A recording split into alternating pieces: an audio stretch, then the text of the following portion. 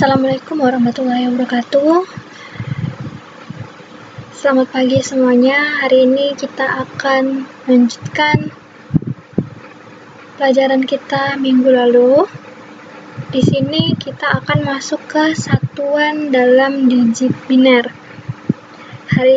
Minggu lalu dan hari ini kita sama-sama membahas tentang bilangan biner.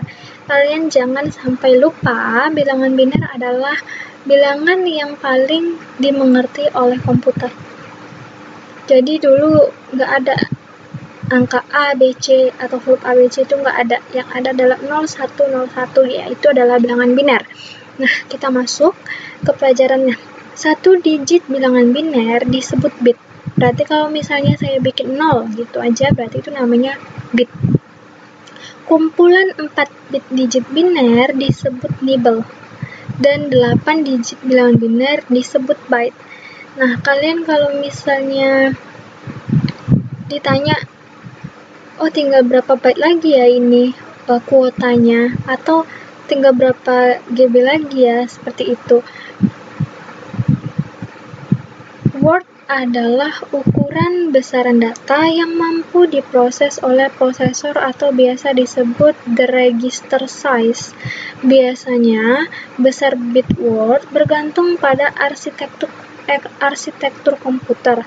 Misalnya 8, 16, 24, 32, atau 64 bit.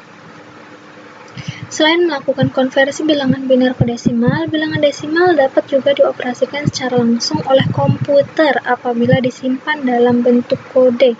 Terdapat 3 bentuk kode, yaitu binary code desimal, excess-tree, dan gray. Nah, kita akan membahas yang pertama, yaitu kode bilangan binary code desimal. Jika kalian ingin membuat kode 10 itu maksudnya ada bilangan desimal ya, 0 hingga 9, maka diperlukan minimal 4 bit digit biner agar menghasilkan 16 kombinasi kode, di mana 6 kombinasi terakhir tidak digunakan.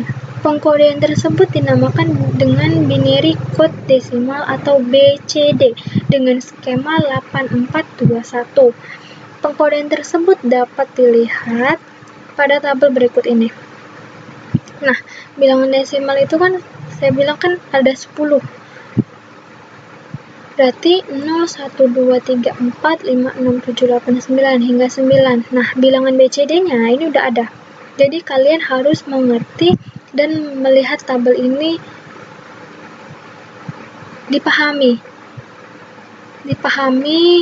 dimengerti, dan kalau bisa dihafal. Karena memang ini adalah rumus pasti pada bilangan BCD, bilangan excess-tree, dan bilangan gray.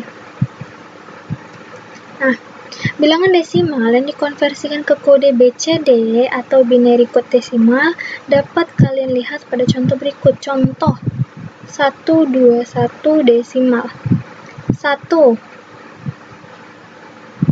Kan tadi mau dirubah ke bilangan BCD, berarti 0001.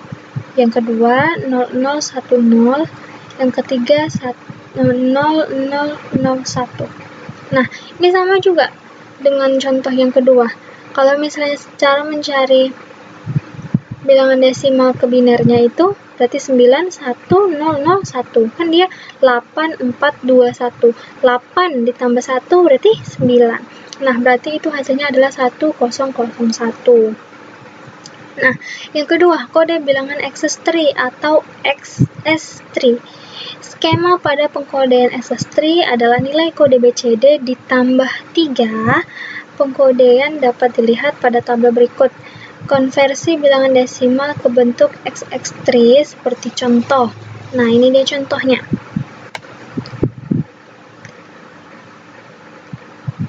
Kalau misalnya dia di XX3 itu berbeda ya.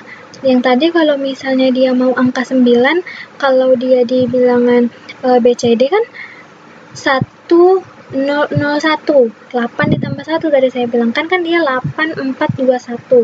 Nah, kalau di sini enggak. Kalau misalnya di excess-tree dia 1100. Maka dari itu saya suruh kalian menghafal, memahami dan mengerti tabel tadi yang sudah saya tayangkan, saya berikan kepada kalian.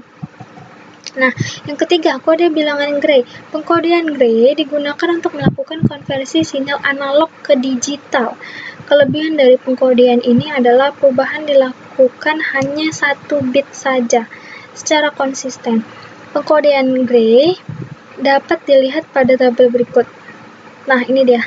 Kalau misalnya dia contohnya itu 121 dari desimal diubah ke Gray, kalau misalnya dia desimal untuk ke bilangan biner kan dia 0001.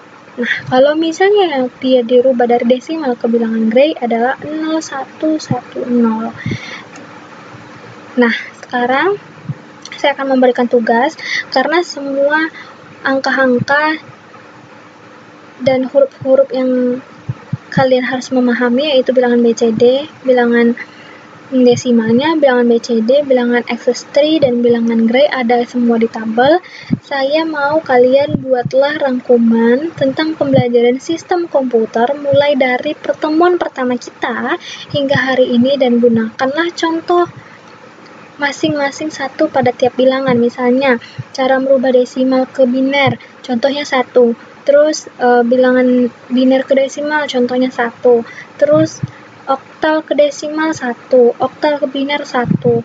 Nah, saya mau kalian mengerjakannya seperti itu. Seperti biasa, kalian bikin nama, kelas, tetap di lembar double folio, dikumpulkan setiap hari Sabtu. Wabillahi taufiq wal hidayah. Assalamualaikum warahmatullahi wabarakatuh.